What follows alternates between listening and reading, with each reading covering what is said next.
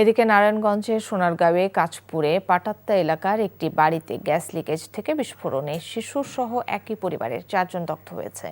ভোরে দগ্ধদের উদ্ধার করে ঢাকার জাতীয় বার্ন অ্যান্ড প্লাস্টিক সার্জারি ইনস্টিটিউটে ভর্তি করা হয়েছে। হাসপাতালের আবাসিক চিকিৎসক শাওন রহমান জানান, দগ্ধদের মধ্যে জরিনা বেগমের 20%, মোহাম্মদ আলাউদ্দিনের 40%, শিফা আক্তারের 12% এবং শিমলার 30% দগ্ধ হয়েছে। বিস্ফোরণের কারণ জানতে ঘটনাস্থলে কাজ করছে ফায়ার সার্ভিস।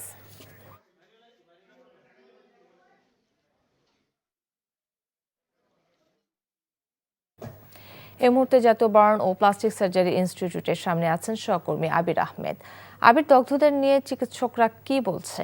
এখন পর্যন্ত নারায়ণগঞ্জ এবং আগারগাঁওয়ের এই যে পৃথক 2 ঘটনা রয়েছে, সেই 2 ঘটনাতে মোট 12 জন আহত হয়েছে। এই 12 জনের মধ্যে 5 জনের অবস্থা গুরুতর। কিছুক্ষণ আগে এখানে একজন এই বার্ন ইনস্টিটিউটের একজন চিকিৎসক এসেছিলেন, তিনি এমনটি বলছিলেন।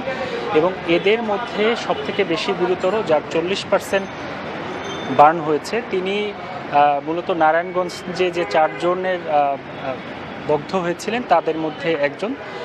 এবং যেমনটি বলছিলেন তিনি চিকিৎসক, যে তার শ্বাসনালীর কিছু অংশ পুড়ে গেছে এবং তার মুখমণ্ডলও ফুলে গেছে। এবং তার সাথে যে শিশুটি রয়েছে, সেই শিশুটিরও কিন্তু বেশ আহত হয়েছে, তারও প্রায় 20-25% এমন পুড়ে গেছে। এবং এছাড়া যে পৃথক আরেকটি ঘটনা রয়েছে আগারগাঁওয়ে, সেখানে 8 জনের মধ্যে 7 জনই কিন্তু একই পরিবারের ছিল। তাদের মধ্যে একজনের 21% দগ্ধ হয়েছে, বাকি 7 জনের অবস্থা কিছুটা ভালো বলা চলে, এমনকি চিকিৎসক বলছিলেন। এবং 21% যার দগ্ধ হয়েছে তার অবস্থাও কিন্তু গুরুতর। এবং এর সাথে যে বাকি 4 জন রয়েছে তারা শঙ্কামুক্ত নয়, এমনটি তারা বলছিলেন, তারা পর্যবেক্ষণে রয়েছেন। এবং আমি যে স্পটে ঘুরে দেখেছিলাম সেই আগারগাঁওয়ের, সেখানে তারা স্থানীয় যারা রয়েছেন তারা অভিযোগ করছিলেন যে ওই জায়গাতে বেশ কয়েকদিন ধরেই মালিককে অভিযোগ করা হয়েছিল এই গ্যাস লিকেজের ব্যাপারে, কিন্তু তারা এটি গুরুত্ব সহকারে দেখেনি, এ বিষয়ে তারা গাফিলতি করেছেন।